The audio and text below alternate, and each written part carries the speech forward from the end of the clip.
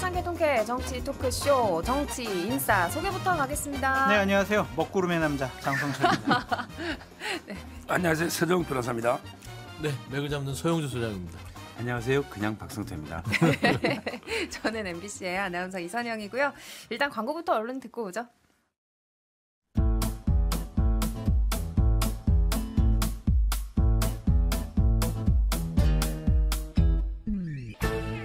유쾌한 정치 토크쇼 정치인싸. 네, 여러분은 정치인싸와 함께하고 계십니다. 오늘 첫 이야기는 여론조사 갈 건데요. 한국갤럽 자체조사고요. 지난 3일부터 5일 전화조사원 인터뷰 방식으로 실시됐고 자세한 내용 중앙선거 여론조사심의위 홈페이지 참조하시면 됩니다. 윤석열 대통령의 국정지지율 23%. 지난주와 같은 수치인데요. 어떻게 평가해야 될까요? 이거 선방이라고 보시는 분들도 있대요. 선방이 아니라 이게 지금 현재 윤석열 대통령을 지지하는 모든 걸 끌어모은 딱 그 수치 같아요. 23%. 그러니까 이게 무너지게 되면은 솔직히 정권이 무너지는 수준이지 않을까 이제. 10% 밑으로 무너지면 이제 국정 운영 능력이 없다고 봐야 돼요. 저는 지금 현재 보면 윤석열 대통령이 의대 중원 문제 부분들이랑 최근에 국정 브리핑 등등등을 봤을 때는 당연히 더 떨어질 줄 알았는데 움직임이 없었다는 것은 뭐 그게 그냥 마지노선이다. 네, 그렇게 평가하고 싶습니다. 그러면은 더 떨어지는 건 언제쯤? 그때는 이제 국정이 마비될 상태. 네. 알겠습니다. 이게 먹구름의 정말 남자. 네. 정말 낮은 거예요. 23%면 이거 아마 다른 정권이었으면은 국정 운영이 불가능하다 이런 평가를 받을 정도로 정말 지지율이 낮은 거다라고 볼 수밖에 없는데. 윤석열 정권이니까 더 떨어질 수 있는데 더 안 떨어졌네 이런 평가를 받는 것이 아니냐라는 좀 생각이 듭니다.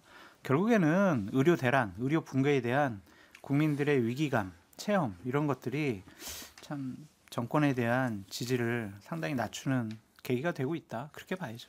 그러니까 부정평가 1위의 의대 정원 확대가 지난주에도 1위 요소였잖아요. 9%포인트나 상승한 걸 보면 아무래도 이 어젠더가 굉장히 많은 영향을 미쳤다는 건 알 수가 있는데 지금 여기 분들이 40대이신 분들이 계시죠? 그렇죠. 네, 40대에서 수치가 한 자릿수가 4년 전에 나왔더라고요. 40대였습니다. 9%면 40대 중에서는 정말 이 수치는 사실 보기 어려운 수치가 아닌가 싶을 정도로 낮은 수치인데. 근데 앵커님 이게 세부 내역이 더 심각한 게 제가 짧게만 말씀을 드릴게요. 그러니까 지역별 8개 지역에서 다 부정평가가 높습니다. 대구 경북도 높습니다. 대구 경북도 대통령 잘못하고 있다가 49%고요. 특히 70대 이상 살펴보면 지난주에 우리 살펴봤을 때는 그래도 긍정평가가 높았는데 이번에는 대통령 잘못하고 있다가 오차 범위지만 더 높습니다. 보수층에서도 상당히 지금 잘못하고 있다가 더 높아요. 49%. 그리고 70대 이상도 잘못하고 있다가 47%. 그렇죠. 그러니까 굉장히 지지층도 좀 무너졌다는 평가를 내릴 수가 있겠는데요. 네. 서 변호사님. 네. 원래 이제 그 개혁은요 혁명보다 힘들어요. 개혁은요 일단 이제 그 피해 보는 계층이 있잖아. 이번 의료개혁하면 의사들. 근데 전체 국민이 체감하기는 시간이 걸려요. 개혁을 하다 보면 지지율이 떨어질 수가 있어요. 그러나 장기적으로 국민들이 그 효과를 체감하면 저는 서서히 우상향할 수 있다. 이 말씀을 드리고. 근데 20몇 %인데 어떻게 버티느냐. 그거는 민주당도 워낙 못하기 때문에. 결국 우리 국민의 절반 정도는 지지하는 정당이나 지지하는 정파가 없어요. 이재명 대표도 거의 갤럽 기준하면 20몇 % 될 겁니다. 아마 이런 식으로 지금 민주당하고 국민의힘 지지율이 엎치락뒤치락 하잖아요. 이러니까 이게 정권이 가는 거고 지금 똑같이 못하기 경쟁을 어떻게 보면 하고 있죠. 근데 뭐 저는 그래도 이제 그 큰 방향은 윤석열 정권이 옳다고 봐요. 의료개혁도 큰 방향은 옳고요. 모든 게. 그러면 시간이 좀 걸리지만 지지율은 완만하게나마 조금씩 오를 겁니다.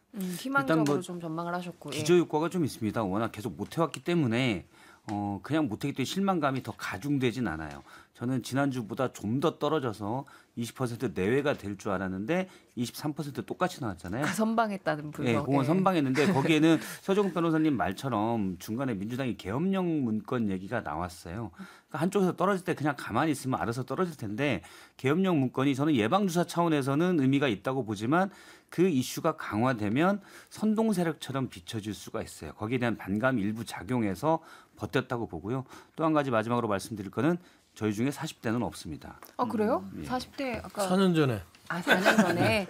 그러면 50대시구나. 3년 전에 40대. 아니 보이기에 40대처럼 보이셔서 제가 착각을 했네요. 어쨌든. 아니 지금 잘하고 있다가 24%로 지난주랑 뭐 똑같다 이렇게 얘기를 하시는데 뭐 오차범위 내지만 잘못하고 있다는 지난주보다 1% 올랐어요.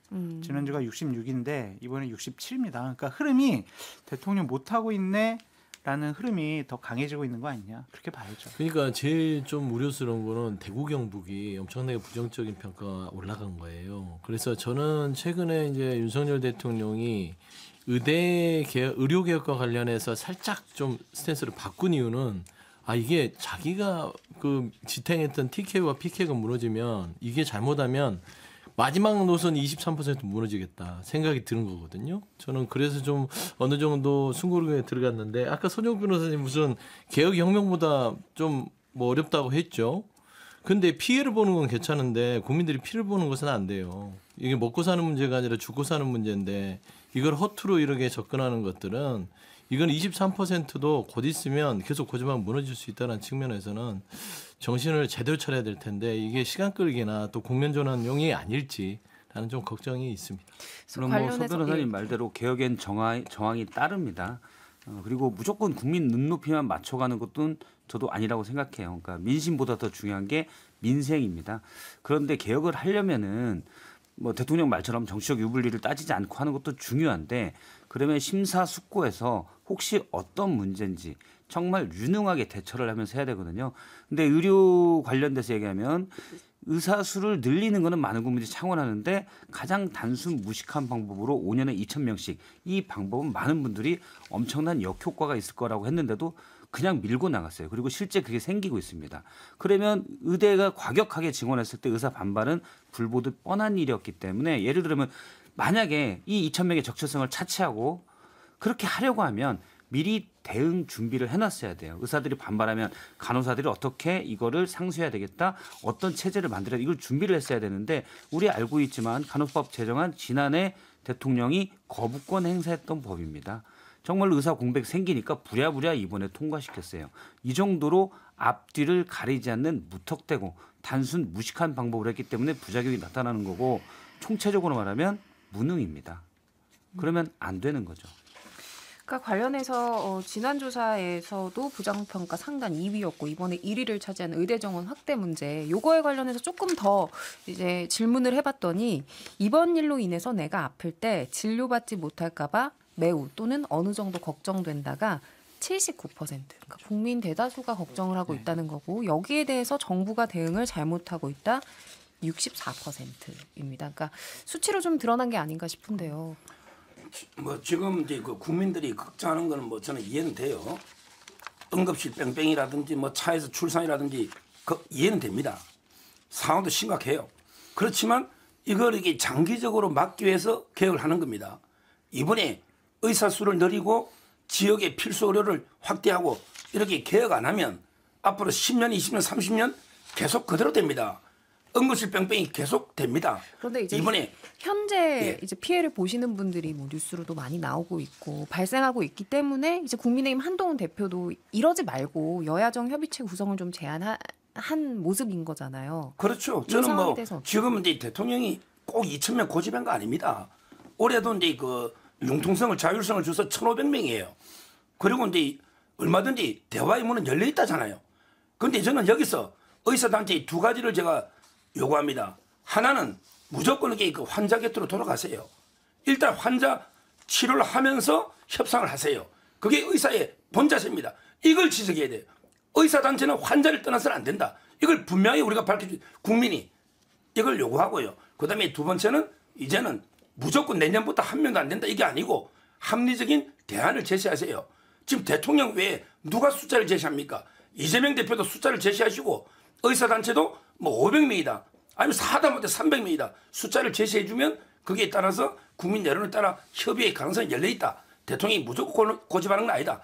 이렇게 말씀드립니다. 그러니까 지금 말씀하신 분위기가 이번 주 들어서 그렇게 바뀐 거 아니에요? 그전에는 굉장히 완강하다가 2020년도 의대 정원 조정 가능하다 이런 식으로 대통령실에서 입장이 바뀐 거 아니냐. 그런데 그전에도 2,000명이 아니고 1,500명으로 학교마다 이 자율성을 줬잖아요. 그럼 대통령 담화를 보시면 대화의 문이 열려있다고 합리적인 대안을 가져오라고 계속 이야기했습니다. 이거는 보지도 않고 한번 보세요. 대통령 담화를. 언제든지 대화의 문은 열려 있었습니다.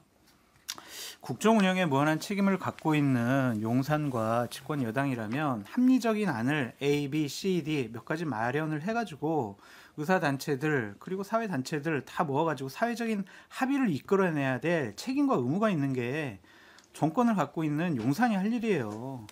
딴 데 보지 말고요. 천정 보지 말고 제 얘기를 들으세요. 근데 그런 걸 안 하고 의사단체들 보고 합리적인 안 가져와라 이렇게 얘기하는 것은 무책임의 전형적인 모습이에요. 그렇게 얘기하시면 안 돼요. 그러니까 계속 제가 3월부터 얘기를 했었는데 그때부터 합리적인 안을 가지고 오면 그리고 이번에 장상현 수석이나 사회수석이나 그러니까 정부에서 얘기하는 것도 여야 의정 협의체를 구성한다고 하면서 의사들이 합리적인 안을 또 통일된 안을 가지고 오면 원점 재검토할 수 있다라고 얘기를 하고 있습니다. 그런데 의사들은 뭐 좀 차갑게 얘기하면 이익단체예요. 의사단체들이 물론 직업 윤리상 환자를 떠나고 그런 것들은 안 되지만 그건 직업 윤리적인 문제지 공적 법적 책임이 있는 건 아니에요. 국민들로부터 세금 받아서 월급 받는 공직자 특히 대통령이 그거를 해야 될 책임이 있는 겁니다. 의사들이 합리적인 안을 가지고 오면 좋죠.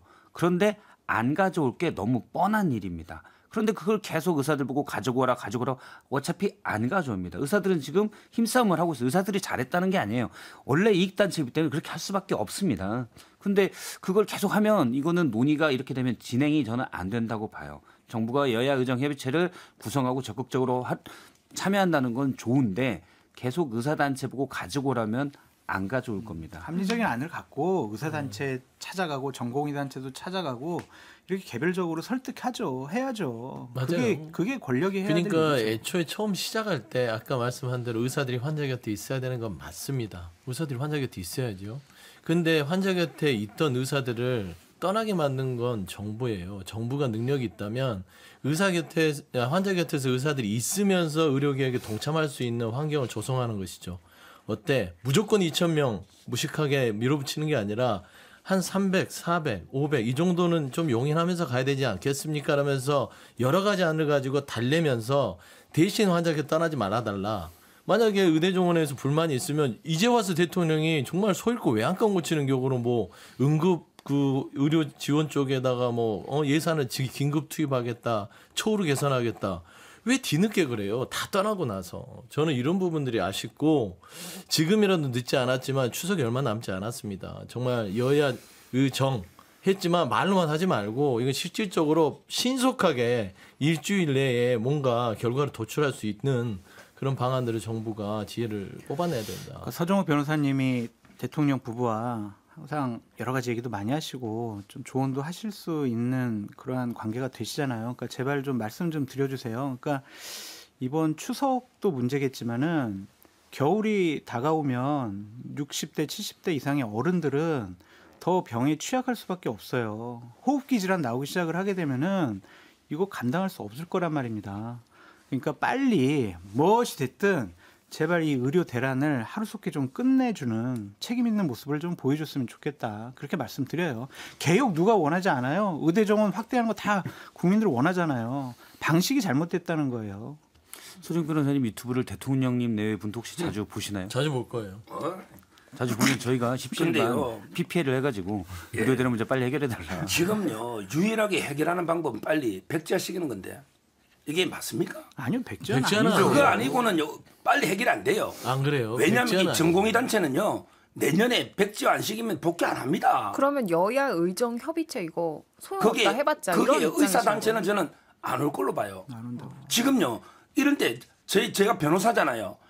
변호사 사법고시 1,000명 뽑다가 갑자기 로스쿨 2,000명으로 한 번에 2배수 늘렸는데 엄청나게 반발했어요. 근데 국민들이 퇴연에 관심이 없고 오히려 찬성하니까 왜? 우리 변호사 힘이 없어요. 근데 의사들은 국민의 생명을 담보로 자기 밥그릇 투쟁을 벌이고 있단 말이에요. 그러면 여야가 그때 야당도 문재인 정권 때 늘리려 했잖아요. 그럼 힘을 몰아주겠는데 윤석열 대통령한테 전폭적 힘을 몰아줘서 의사단체를 비판해서 복귀하는 분위기를 만들어 나가야 되는데 여기서 윤 대통령만 계속 비판하고 의사단체에 대해서는 비판을 못해. 이러니까 이게 안 되잖아요. 그러면은 서 변호사님 입장은 이대로 정부가 밀어붙여야 된다. 밀어붙이는데 그 야당이 힘을 실어줘야죠. 이번에 의사단체가 환자를 만약에 버리고 국민의 생명을 버리고 이러면 강력한 비판이 필요한 겁니다. 이번에 못하면 앞으로 10년, 20년 어느 정권이 와도 의료개혁 못하고 그러면 지역 필수 의료는 죽는 겁니다. 지금 우리나라. 그러나 숫자가 좀 정원이 필요한 거는 수단이고 거기에 가장 중요한 거는 국민의 양질의 의료 서비스를 받으려면 지역의 필수 의료 그러니까 모든 개혁의 패키지 중에 하나인데 여기서 이게 무산돼 버리면 이번에 무산되면 20년, 30년 내에 어느 정권도 목을 좀 아끼세요. 목을 좀 아끼시고. 그러면 네. 복지부 장차관 문책해야 된다, 경질해야 된다 이런 주장에 대해서도 그건 안 된다라고 생각하시는 거겠네요. 뭐 좀 밀어붙여야 된다 이런 입장이시죠. 저는 의사단체를 제가 적이라고 전쟁이라고 생각 안 하지만 옛날 말에 보면 이게 전쟁 중에는 장수를 안 바꾸는데 저는 전쟁이라고 생각 안 해요. 그렇지만 개혁을 가지고 지금 밀고 당기고 협상 주체잖아 서로요. 이런 게 개혁 과정에 장수를 바꾸면 새로 오면 이게 누가 어떻게 파악해서 제대로 합니까? 저는 도중에 교체하는 건 안 맞다. 이렇게 봅니다. 아니 제가 민주당 얘기를 좀 해서 좀 얘기를 할 수밖에 없는 게 뭐 민주당이 힘을 실어줘서 윤석열 대통령의 의료개혁에 어떤 뒷받침을 해달라는데 어떻게 같이 무식해질 수 있겠어요. 이런 무식한 방법으로 2,000명씩 늘려서 국민의 생명을 그냥 허투루 여기면서 하는 개혁에 동참하라고요. 역사에 죄를 짓는 겁니다. 국민 하나하나 목숨을 잃는데 개혁의 성과가 중요합니까? 저는 윤석열 대통령이 이 정말 의료개혁을 누구를 위해서 하는 개혁인지 모르겠어요. 본인 성과 이렇게 임기 내에 하려고 하는 그런 정말 치기 어린 국정운영입니다. 문재인 전 정부 때도요. 코로나 때문에 의료개혁에 대해서 자초가 됐어요. 그걸 뭐냐면 국민의 생명이 걸려있기 때문에 본인이 본인 정권 내에 하면은 좋죠. 성과에. 나 의료개혁했어. 문재인 정부에. 정치단에 남으니까. 하지만 국민의 생명이 있으니까 물러났죠. 그리고 자초됐죠. 그런데 윤석열 정부는 뭐냐면 이거는 내가 하고 말 거야. 용산하고 똑같아요. 아무도 청와대에서 못 나왔는데 내가 용산 나왔어. 라고 하면서 역대 대통령에 나밖에 할 수 없어. 이런 식이거든요. 그런데 국민의 한 명 한 명의 생명들이 지금 제가 여기서 말은 안 하지만 많은 생명들이 응급의료 부분들에 있어서의 국정 이 의료개혁의 이 실기 때문에 목숨을 잃은 분들이 있어요. 그렇기 때문에 야당은 끊임없이 얘기했습니다. 속도 조절하라고요. 뭐 그렇게 좀 지혜롭게 하면은 도와줄 텐데 지금 이런 방식으로는 도저히 안 된다. 이걸 정부와 의사의 싸움으로 본다면 전 이미 정부가 졌고 처음부터 진 싸움이라고 생각을 해요. 왜냐하면 2,000명 저는 의대 증원에 대해서는 찬성하지만 2,000명씩 5년 방법은 반대입니다. 단순 무식한 방법이고 실질적으로 효과도 없을 것이고 그런데 일단 그걸 차치하고서라고 하면 2,000명 증원 계획을 세웠으면 최소한 제가 볼 때 의사들이 2년은 버팁니다. 여름과 상관없이 그냥 다 여행 가면 돼요. 지금 의대생들 해외 연수도 좀 가고 이러려고 하고 있고 전공의들 정말 고생하다가 해외 나가서 의사하는 것도 알아보고 있고 좀 쉬자. 전반적으로 약간은 의사들이 먹고 살만하니까 그런 거라고도 생각을 해요. 근데 그게 현실적인 문제예요. 그러면 의사들이 2년 버틴다고 저는 3년 정도를 이렇게 버틸 거라고 생각하지 않아요. 2년 정도 버틸 거라고 보는데 그러면 2년을 어떻게 정부가 대응할 수 있는가 여기에 대한 계획이 준비돼 있어야 돼요. 그럼 장차관들은 아마 준비됐다고 얘기했겠죠. 아마 2년 6개월만 하면 된다. 이런 거 보면 2년까지 생각을 안 했겠죠. 그런데 장차관 그것에 대한 예상도 못했고 분석도 틀렸고 대응도 못했습니다. 거기에도 책임도 져야 되고 그리고 만약에 2년을 버텨서 하면 제가 볼 때는 2년 동안 이 의료 공백, 의료 대란, 의료 붕괴가 생기면 최소한 수백 명이 목숨을 잃습니다. 거기에 대해서 누가 책임을 집니까? 이분들은 기존 의료 시스템에서 충분히 목숨을 살릴 수 있는 사람들이 잃게 되는데 정부가 장기적인 개혁 과제를 위해서 2년 동안 수백 명의 목숨을 잃게 한다? 지금도 이미 따져보면 뭐 수십 명 정도는 목숨을 잃었을 수 있어요. 여기에 대해서 누가 책임을 져야죠. 그러니까 서 변호사님 개혁은요 일방적으로 따라오라고 해서 안 돼요. 소통하고 설득해야죠. 야당 보고 동참하라고요. 그럼 대통령께서 야당 지도자도 만나고 원내대표도 만나가지고 좀 협조해 달라고 진정성 있게 좀 설득하고 얘기하셔야죠. 근데 그런 모습도 안 보이잖아요. 그러니까 좀 너무 막 강하게 막 밀어붙이기는 그런 개혁은 틀림없이 부작용이 많이 나옵니다. 너무 서 변호사님한테 뭐라고 한 것 같아가지고 세 분이 제가 좀 이거 이야기를 바꾸고 싶긴 한데 다음 이야기도 또 곤란하실 수도 있을 것 같아서 또요? 아니 여러 논란들이 또 나왔어요. 그러니까 이렇게 병원 갈 수 있어 국민들은 이제 걱정하고 있는 상황인데 박민수 복지부 차관이 전화할 수 있으면 응급환자 아니다. 뭐 피 조금 나는 건 응급환자 아니다. 뭐 이런 취지의 말을 했고 또 인요한 국민의힘 최고위원회 그 문자도 공개됐잖아요. 뭔가 부탁을 해서 누군가가 수술을 받은 것으로 보일 수도 있는 그 문자가 공개되는 이런 일들이 연이어 일어나면서 불안감과 함께 분노를 느낀다는 목소리도 나오는 것 같아요. 그러니까 그 지금 이 응급실을 못 찾아서 뺑뺑이 도는 국민들이 이 소리와 이 사실을 보면 이게 뭐 화병이 나서 돌아가시게 생겼어요. 보면은 이 차관 박민수 차관이요. 이 경질론에 대해서 대통령실에서는 뭐 그런 뜻이 의사가 없다라고 얘기하는데 이분은 경질해야 될 것 같아요. 처음부터 의료계에 갈 때부터 의사와 게임하듯이 의사를 의세라고 하면서 감정적으로 건드렸고 최근 들어서 전험할 수 있으면 경증이다. 이게 할 소리입니까? 복지부 차관이. 제 생각에는 대통령이 한 일주일 전만 해도 국정브리핑할 때는 아마 장 차관들 복지부 이분들한테 응급실 괜찮습니다. 자료 보십시오. 의사들도 이 정도는 버틸만 하고요. 지금 문 다 열었고요. 이런 보고를 했을 공산이 커요. 그러니까 대통령이 국민들 앞에서 기자가 질문할 때 가보십시오. 아무 문제 없습니다. 이렇게 자신 있게 얘기할 수 있었을 거 아닙니까? 근데 이제 와서 한 일주일 10일이 지나서 지금 뒷북 치고 있는 것들은 결국에는 10일 동안 정말 죽지 않아도 될 우리 자식이 죽은 부모가 있을 것이고 그다음에 노모를 잃은 자식이 있을 것이고 이 10일 동안 그 사람들의 아픔을 어떻게 할 거예요? 저는 누군가는 책임을 져야 되고 대통령도 유감 표명을 해야 됩니다. 거기에 덧붙여서 국민의힘 최고위원이 인용한 의원이 물론 세브란스에서 30년 의사이기 때문에 개인적인 인연 때문에 그럴 수는 있다고 하나 문자가 공개된 이상 빽 있으면은 치료받을 수 있구나. 그러니까 이 사람들은 걱정 없나 보다 하는 것들. 이거는 사과 표명으로는 좀 그냥 지나치기에는 굉장히 국민 분노에는 좀 상당한 기름을 붓는 어떤 행위였다. 서 변호사님도 이 부분에 대해서는 안타까우시죠? 이렇게. 박민수 차관은요. 아마 근데 그 경정 구별하는 와중에 이거 지나치게 일반적으로 말하다 보니까 이제 그 좀 부적절한 게 있었고 본인이 일반화가 이루어졌다고 유감을 표명했고요. 이건 뭐 사과했고 자 그다음에 인요한 의원은 상당히 좀 억울합니다. 뭐냐면 이제 그 순서를 뭐 바깥치기가 수술을 해달라든지 백을 써서 이게 아니고요. 본인이 해명했잖아. 아는 목사한테 전화가 왔는데 작은 병원에서 세브란스로 옮기는데 담당 의사를 아는가. 그래서 이제 그 수술을 좀 신경 써서 잘해달라. 이거지. 이걸 순서를 바꾸거나. 그 문자 내용을 보세요. 너무 위험해서 수술을 해도 잘 살 수 있을지 걱정이야. 이 말은 그 진짜 응급 중환자라는 겁니다. 이런 분에게 최우선 수술해야 되고 근데 이걸 바깥치기 한 것도 아니고 아는 의사니까 신경 써서 좀 잘해달라. 이거 안 하는 우리나라 국민이 있습니까? 저도 이런 전화 많이 했 제가 아는 의사들한테 이런 전화 많이 했습니다. 제가 이게 불법입니까? 뭐 세치게 해달라. 수술 순서를 바깥치게 해달라. 이런 게 아니잖아요. 이걸 민주당의 김지호 부대변인은 인요한 위원장 핸드폰 번호까지 해가지고 조롱했습니다. 자 그러면 저는 이러고 싶어요. 우리 응급환자 중에 헬기가 필요한 분은 이재명 대표 제가 번호는 오늘 알지만 공개는 안 하겠습니다. 헬기 필요하신 분들은 이재명 대표한테 전화하십시오. 그 번호 알 겁니다. 왜? 그 정도 상처 가지고 부산대병원에서 서울대병원으로 헬기까지 불러서 가서 입원했고 코로나 때문에 병원 입원이 필요하신 분들 이재명 대표한테 전화하십시오. 민주당이나. 거기에 며칠 입원했습니까? 코로나로. 본인들은 이렇게 해놓고 인요한 위원장만 윤리위에 제소하고 이게 말이 됩니까? 고하세요. 이재명 대표 고만한 상처는 아니죠. 그렇게 얘기하시면 안 되지. 인요한 시간상 좀 마무리를 네. 죄송합니다. 이어서 저희가 2부에서 계속 얘기를 나누도록 하겠습니다. 광고 듣고 오시죠.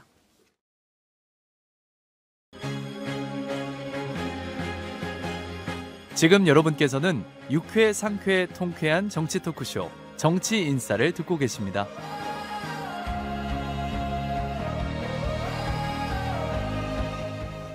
네, 정치인사 2부에서 계속해서 이어나가도록 하겠습니다. 1부에서는 의대 증원 관련한 정부의 대응 그리고 그 이후에 나오고 있는 박민수 복지부 차관의 발언이나 이뇨한 최고위원의 문자 이야기하고 있었는데요. 박 실장님 뭐 하시고 싶으신 말씀 네, 이뇨 본회의 중에 받았던 문자가 이 내용입니다. 부탁한 환자 지금 수술 중 조금 늦었으면 죽을 뻔 땡땡땡. 여기에 대해서 이뇨한 의원의 해명은 이름도 모르는 목사님이 전화번호 알고 그 의사 믿을만 하냐라고 해서 전화 한 통 하겠다라고 해서 이루어진 거다. 혹시 수술 순서나 응급 이런 부분에서 기자들이 질문이 있었지만 거기에 대한 즉답은 안 했어요. 그런데 일단 이뇨한 의원이 이름도 모르는 목사가 전화해 왔는데 아는 연세대에 계셨으니까 의사한테 전화해 준다? 그러면 정말 좋은 분이세요. LG 의인상 후보로 추천드립니다. 그냥 이름도 모르는 분이 전화하면 의사한테 전화해 주시는 분이에요. 그래서 저는 그럴 가능성은 98% 없다라고 생각을 하고 다만 이 문자가 공개되면서 국민적 분노가 더 올랐죠. 그래서 막무가내였던 대통령실이나 이쪽에서 좀 더 상황 변화를 시키는 그런 동인이 될 수 있다고 생각해요. 그래서 오히려. 결과적으로는 좋은 효과를 낼 수도 잘하셨다. 있다. 네, 인생이나 정치나 저는 이 복잡계 이기 때문에 어떤 결과를 가져올지 모르는데 결과적으로는 긍정적 효과가 있지 않았을까라고 생각을 합니다. 전형적인 조롱과 비아냥이네.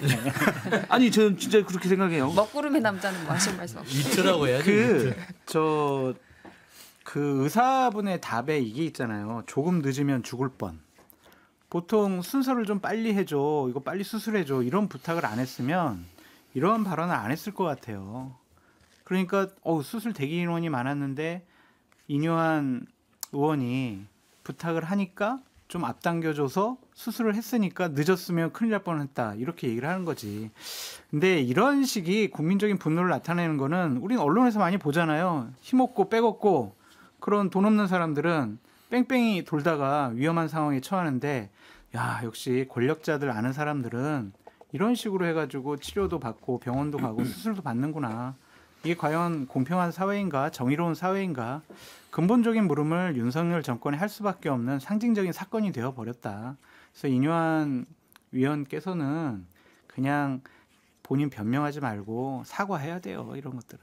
분명히 내부에서 폭로 나올 거예요. 이런 식으로 자꾸 뭐 막 내가 뭘 잘못했어. 나 전화 한 통 한 거야. 이렇게 되면은 많은 사람들이 있잖아요. 원무과 직원도 있을 거고 간호사들도 있을 거고 다른 의사들도 있을 거고 양심선언 나오면 어떡하려고 그래요. 그래서 이거는 사과하는 게 맞다. 그런 생각이 들어요. 그러니까 대학병원 의사 같은 경우에 청탁금지법 적용 대상이기 때문에 현행법 위반일 수도 있는 사항이라서 이거는 좀 커질 수도 있다. 뭐 이런 그럼요. 지적도 나오고 있는 상황이라는 것까지 말씀드리면서 계엄령 얘기로 넘어가겠습니다.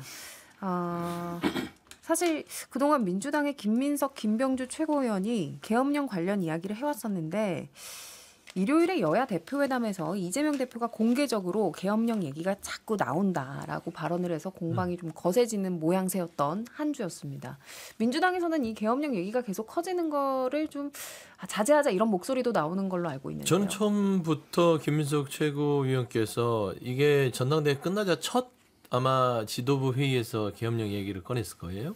당시 제가 주장할 수는 있으나 우려로서 표명할 수는 있으나 조금은 시점상은 좀 생뚱맞다. 여기까지만 하고 더 안 했으면 좋겠다 했는데 지금 올해까지 갔잖아요. 근데 이게 민주당이 좋은 이슈는 아닙니다. 지금 현재 의료 대란, 최병 특검, 민생, 물가 챙길 게 너무 많습니다. 추석도 앞두고 있고요. 그런데 갑자기 아직 올 수는 있으나 오지 않고 현실화되지 않는 뚜렷한 근거가 없는 계엄령을 자꾸 어떤 이슈를 띄우는 것들은 조금은 민주당한테는 좋지 않은데 이게 빨리 출구 전략을 가지고 나와야 되는데 저는 이 부분에 대해서 왜 계속 하시는지에 대해서는 일단은 좀 어느 정도 근거를 마련해서 국민들이 납득할 수준에서 좀 빠져나왔으면 좋겠고요. 두 번째 이재명 대표가 얘기했던 것은 그때 상황이 이재명 대표가 계엄령에 대해서 이렇게 뒷받침하고 지지하는 게 아니라 당시 한동훈 대표가 불체포 특권을 얘기하니까 갑자기 이 불체포 특권을 내려놓게 되면 결국에는 또 이 독재 정부인 윤석열 정부가 결국엔 여러 가지 사안 속에서 비상계엄령이 내려지면 그러면은 결국에는 국회의원들에게 그마저도 지킬 수 있는 마지노선 아니냐. 그런 얘기도 있다라는 걸 꺼낸 거예요. 그래서 그거는 좀 분리해서 봐야 될 부분이고 일단은 김민석 의원이 이 부분에 대해서 명확하게 털고 계엄령에 대한 근거들을 합리적으로 좀 마무리하셨으면 좋겠다. 나는 좀 개인적인 생각을 가지고 있습니다. 김민석 최고는 공개 토론 제안까지 대통령에게 했잖아요. 그러니까 좀 뭔가 자신만만해 보이는 모습이거든요. 그래 하셨으면 좋겠어요. 네, 그러니까 뭐 김재원 최고는 좀 상대가 아니다고 생각할 수도 있겠지만 김민석 최고 입장에서는 그러면 뭐 비서실장이나 아니면 안보실장이랑 해서 하시겠다고 하니 한번 생중계 통해서 본인이 생각하는 계엄령에 대한 근거를 한번 하셨으면 좋겠다. 그러니까 이제 여권에서는 이거 탄핵 빌드업 아니냐 야당에 이런 주장이 나오던데요. 지금 옛날에 2016년에 추미애 대표가요. 박근혜 대통령이 계엄을 준비한다. 1초라도 빨리 끌어내리든 탄핵해서. 이렇게 한 적이 있어요. 그다음에 2018년에는 문재인 대통령이 인도 방문 중에 지금 계엄군이 한강 다리를 건너고 있는 것처럼 인도에서 빨리 수사하고 국방부 장관 패싱해서 빨리 수사해 독립수사단 인도에서 지시했습니다.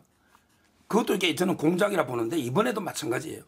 저는 민주당이 계엄이 뭔지 일단 계엄이 뭔지를 아는가 궁금해요. 계엄이라는 건 뭐냐? 전시 또는 사변 이에 준하는 거. 그러니까 전쟁 시나 사변이 나야 계엄하죠. 지금 이 평온한 상태에서 윤 대통령이 계엄을 선포할 이유도 없고 요건도 안 맞고 무엇보다 국민이 용납하겠습니까? 윤 대통령이 지금 지지율이나 국정 동력에 계엄 선포하면 국민이 저항에 이길 수 있을까요? 제부터요. 계엄 선포하면 강력 비판할 겁니다. 요건이 없는데 안 맞잖아요. 그럼 이게 왜 자꾸 이걸 하느냐? 저는 이래 봐요. 이걸 김민석 최고의 형이 김민웅 이분이 촛불행동의 상임대표입니다. 윤석열 대통령 탄핵을 위해서 모금운동하고 있어요. 지금도 광화문에 집회합니다. 그러니까 이렇게 생각하는 것 같아. 이분들은 이재명 대표가 이제 사법 리스크가 나오고 재판에 막 불복하면서 혼란에 빠지고 그럼 살기 위해서 탄핵을 시도할 거고 그러면 저쪽에서 계엄으로 혹시 탄핵을 저지하는 게 아닌가 이런 게 자꾸 이게 시나리오를 만들어 가지고 국민의 불안을 하면서 자기들이 재판 불복과 탄핵 빌드업 이런 저는 의도로 보거든요. 이재명 대표가 재판에 불복 안 하고 그다음에 탄핵 시도 안 하면 평온한 이 상태에 계엄할 이유가 없잖아요. 이거는 결국 자기들이 탄핵을 했을 때 혹시나 계엄으로 탄핵을 막을 거 아닌가 이런 우려에서 계속 미리 사전에 계엄 못하도록 계속 저는 주장하고 있다 이래 봅니다. 민주당의 선전선동이고 괴담이죠. 그러니까 민주당이 이거는 헛발질했다라고 볼 수밖에 없고 이렇게 무시무시한 일이 벌어질 거야라고 하려면 제대로 된 근거가 있어야 되는데 근거 제시는 못하고 있습니다. 그래서 정치적인 이득을 얻기 위한 것이 아니냐 그렇게 볼 수밖에 없고 본인들도 뭐 그렇게 잘했다고 생각 안 하는 것 같아요. 이제는 뭐 계엄에 대해서는 특별하게 더 강한 주장을 하거나 언급하는 것을 좀 꺼려하는 것으로 보여지거든요. 제발 민주당도 선전선동, 괴담선동 하지 마십시오. 서영주 소장님. 이게 대충 지금 상황을 전제로 하는 건 아니고 그런 것 같아요. 저는 일단 이런 식의 논란이 계속되는 건 반대입니다. 처음부터 저도 비판을 했었고. 근데 보면 아마 이제 김건희 특검법 또 지금의 의료 대란 이런 걸로 민심이 폭발을 하면 예를 들어서 과거의 촛불 집회 같은 강한 정권 저항 운동이 벌어질 수가 있고 그러면 예측 불가인 윤석열 대통령의 국정 운영 스타일상 힘으로 막기 위해서 계엄을 선포할 가능성도 있다. 요게 일단 전제가 되는 것 같아요. 그리고 뭐 관련돼서 어떤 지도부에 있는 분, 권력에 있는 분이 뭐 그런 말을 꺼냈다는 제보가 있었다고 그러더라고요. 뭐 계엄령이 뭐지? 계엄은 어떻게 하는 거야? 뭐 이런 제보가 있었나 봐요. 그래서 얘기하는데 그냥 예방주사 차원에서 한 번 정도 얘기할 수는 있는데 지금 앞서 소영주 선생님이 말씀한 대로 정무적으로만 보더라도 정략적으로만 보더라도 뭐 지금 시급한 문제들이 많잖아요. 여당과 대통령실이 실점을 이만큼씩 하고 있는데 갑자기 다른 이슈를 확 들고 나와서 우리도 이렇게 실점할 수 있어 라고 얘기하는 모양새예요. 굳이 왜 여기에 한 번 정도 얘기하면 되는데 김민석 의원이 국회의원이 각자 헌법기관이기 때문에 각자가 얘기할 수 있지만 김민석 의원은 수석 최고위원이잖아요. 왜 이슈를 분산시키면서 그것도 지금과 아무 민생과 상관없는 더군다나 시급한 국민의 목숨이 경각에 달려있는 의료 대란 시기에 왜 계엄령을 이슈로 만드는지는 도저히 이해할 수가 없고 이건 비판받아야 된다고 생각합니다. 알겠습니다. 더 이상 본인은 본인이 꺼낸 얘기니까 아마 하루 종일 온 그 생각밖에 없을 거예요. 더 이상 얘기하는 거는 사실은 해당 행위라고 봐요, 저는. 자, 계엄령이 좀 이 이슈가 수습 국면으로 갈지 아니면 더 커질지 좀 지켜보도록 하고 그나저나 이제 윤석열 대통령의 사저가 또 논란인데요. 뭐 금액 140억짜리다. 금액도 얘기가 되고 있지만 양평으로 가세요? 그거는 뭐 저는 모르겠는데 지금 그 서초동이 그 아파트 사적 있잖아요. 경호동. 정확히 얘기하면 예, 사적 근데 경호동. 그 아파트에서 살면 이게 주민들이나 불편이나 그 경호가 불가능하잖아요. 현재 그 고층 아파트거든요. 옛날 삼풍백화점 그 무너지고 아크로비스타. 그러다 보니까 아마 이제 그 좀 한적한 곳으로 옮길 가능성이 저는 있다 봐요.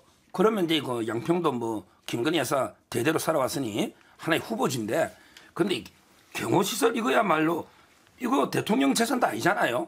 어차피 이게 국가 재산 아닙니까? 이게 얼마 들었냐가 뭐 저는 큰 이슈는 아니라 봐요. 워낙에 수도권 땅값이 오르다 보면 만약 양평이라면 비용이 증가할 수 있는 거죠. 거기에 양산보다는 양평이 비쌀 거 아닙니까? 이런 문제이기 때문에 이걸 대통령이 마치 사대를 호화스럽게 진 이게 아니기 때문에 저는 큰 이슈는 아니다.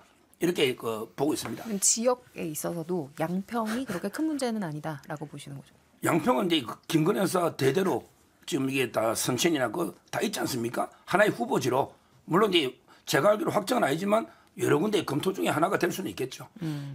돈은 그렇게 큰 문제라고 보기는 어려울 것 같아요. 어쨌든 뭐 건축비도 많이 올랐고 땅값도 많이 올랐으니까 양평이라면은 좀 여러 가지로 우리가 이해할 수 없다라고 생각할 수밖에 없을 것 같아요. 지역이 좀 문제다. 작년에 계속 문제됐던 게 양평 고속도로, 김건희 여사 일가 땅 있는 곳으로 고속도로 내주려고 하는 거 아니야? 이거 뭔가 의혹이 있어, 특혜가 있어, 막 이런 식의 문제 제기가 있었는데 거기에 대통령 사절을 한다? 과연 이게 정무적인 판단을 제대로 하는 분들인가? 그런 좀 생각이 들어요. 있는 땅도 팔아야죠. 의혹이 없게 하려면. 그런데 거기다가 지금 사절을 짓겠다라고 하는 게 참 그 생각과 상상력, 판단력이 저는 놀라워요. 이해가 되질 않아요, 정말. 논란을 자초하고 있는 거 아니냐 그런 생각이 듭니다. 게다가 이제 관련해서 뭐 좀 다른 사안이긴 하지만 감사원에서 대통령실 집무실과 관저의 용산 이전 과정에 있었던 일들을 이제 결론을 냈잖아요. 법규 위반이 있었다면서 주의 처분을 내렸거든요. 이런 상황 속에서 적절하냐 이런 지적이 나올 수 있는 것 같아요. 더 이제 지적하고 싶은 거는 뭐냐면 지금 대통령이 입버릇처럼 하는 게 긴축 재정이에요. 허리띠를 졸라매라. 지금 돈이 없어서 25만 원 지원금도 못 주고 여러 가지 사업 부분에 있어서도 야당이 하는 것들은 다 이 부분은 긴축 재정하자, 긴축 재정하자. 세수 결성이 지금 60조 가까이 나 있어요. 그런데 지금 전임 대통령 대비 2배 가까운 사저경호동을 짓겠다고 물론 이제 3년 전에 관행상에게 예산 책정을 하게 돼 있지만 이럴 때냐 싶어요. 그 다음에 이 집무실 부분도 포천의 구멍가게 수준인 어떤 이름 없는 회사에게 그 강급 공사를 주고요. 그 다음에 한남동 관저는 또 어떻습니까? 불법 정주가잖아요.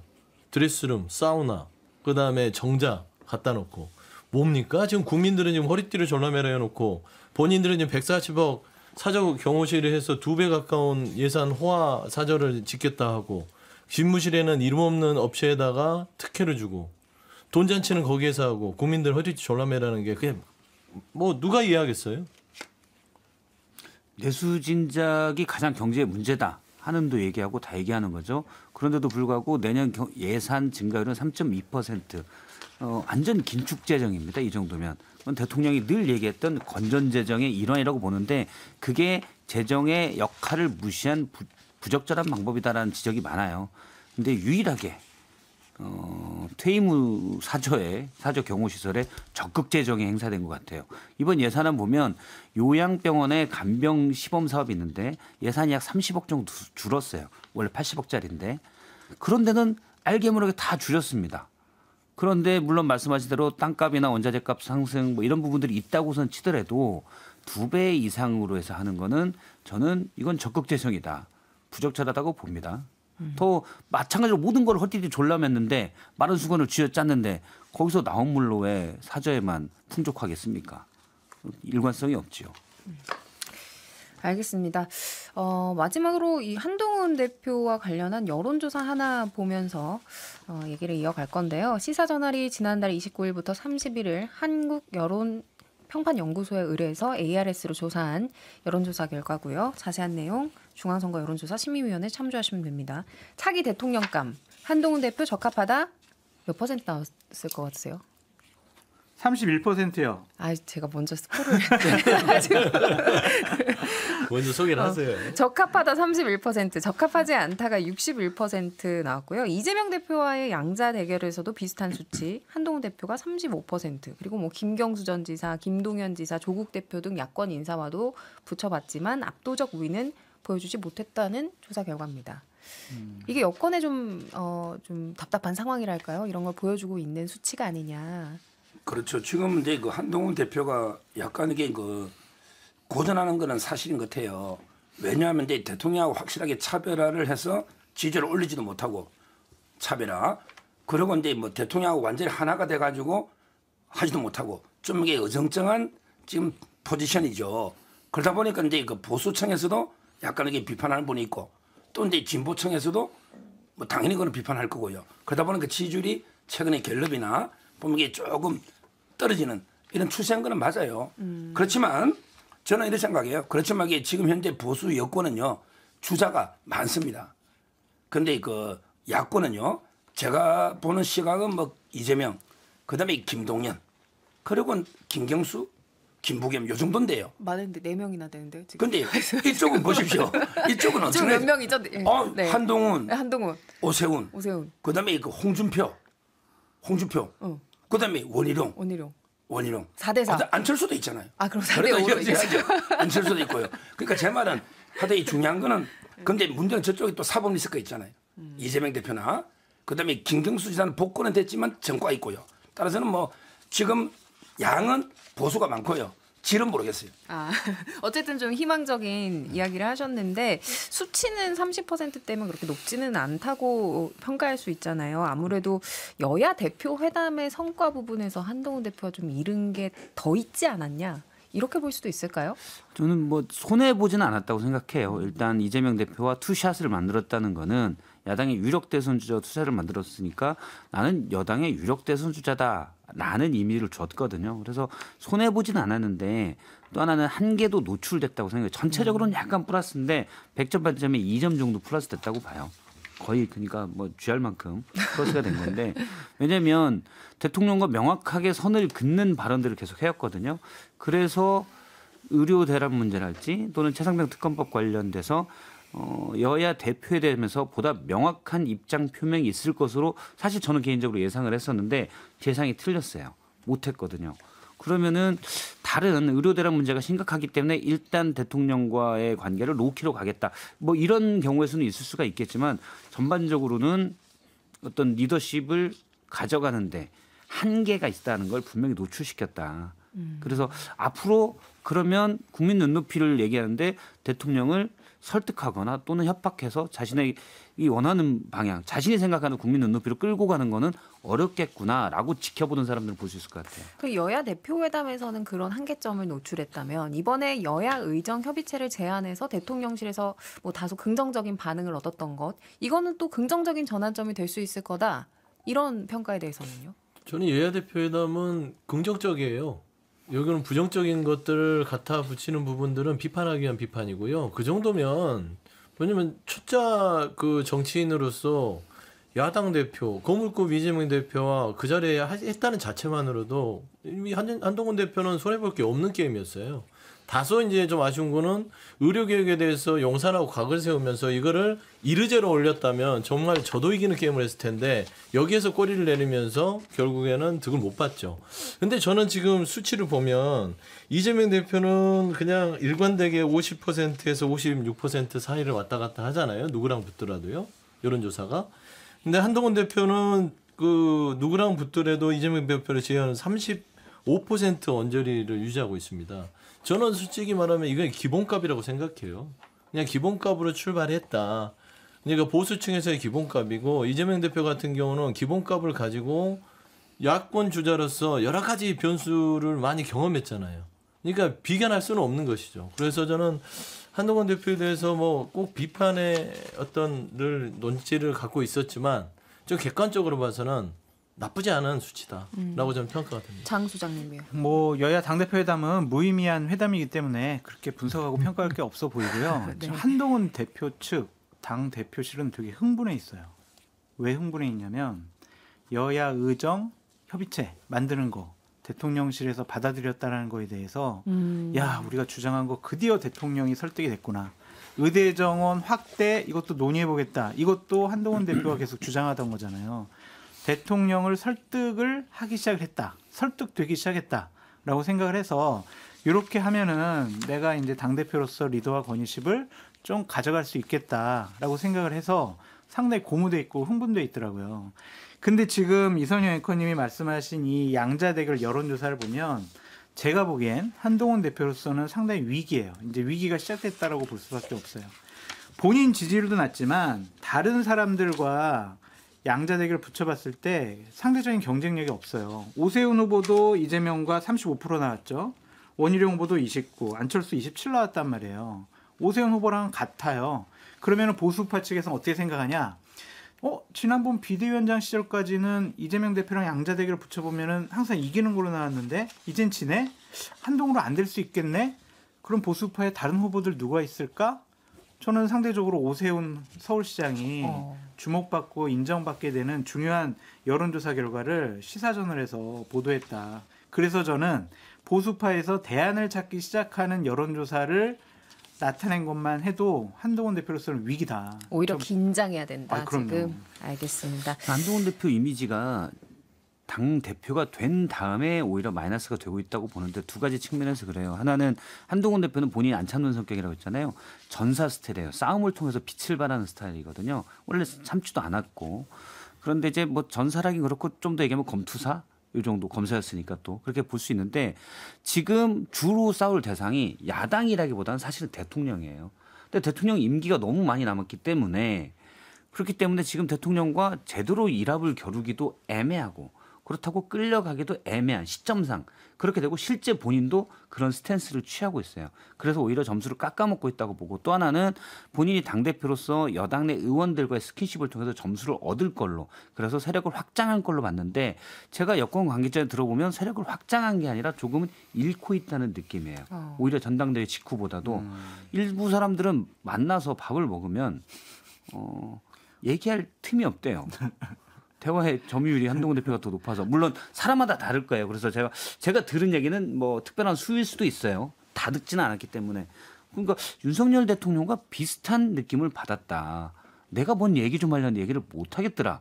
그렇게 누가 얘기를 하더라고요. 저는 이제 특별한 경우를 제가 들은 얘기만 하는 건데 그리고 전반적으로 상황을 봐도 과연 의원들한테 인심을 얻어서 세력을 확대하고 있냐? 지금 누가 봐도 미래에 유력한 대권 주자인데도 불구하고 그게 안 보여요. 그러면 스킨십을 늘려서 점수를 얻은 건 아니고 점수를 잃고 있는 거죠. 사람을 품을 줄 모르는 스타일 때문에 그렇고 앞서 처음 말한 대로 그러니까 검투사 스타일이기 때문에 자기 편을 이렇게 안고 품어서 가는 거는 좀 미숙하다 그런 생각이 듭니다. 알겠습니다. 이렇게 한동훈 대표 얘기까지 해봤고요. 저희는 잠시 뒤에 다시 돌아오겠습니다. 네, 정치인사 이제 마무리할 시간입니다. 서정욱 변호사님, 너무 저희 셋이서 이야기를 해가지고 저 빼고 셋이서 서운하신 거 아니죠? 좋은 말씀 잘 들었습니다. 이성일 의원님, 저 서정욱 변호사한테 10초만 얘기할게요. 네. 서 변호사님, 대통령 무조건 잘했다고 옹호하고 다른 사람들이 나쁜 비판한다고 그렇게 방어하지 마세요. 그게 저는 대통령을 위하는 길도 아닌 것 같고요. 보수파가 다음에 선거에 승리하는데 도움이 된다고 생각지 않아요. 그만 괴롭히세요. 잘못한 거는 잘못했다고 합시다. 우리. 예? 그래 다시 따로 얘기하세요. 알겠습니다. 저희는 서정욱 다음 주 변호사입니다. 토요일 오전 11시 5분에 다시 돌아오겠습니다. 고맙습니다. 감사합니다.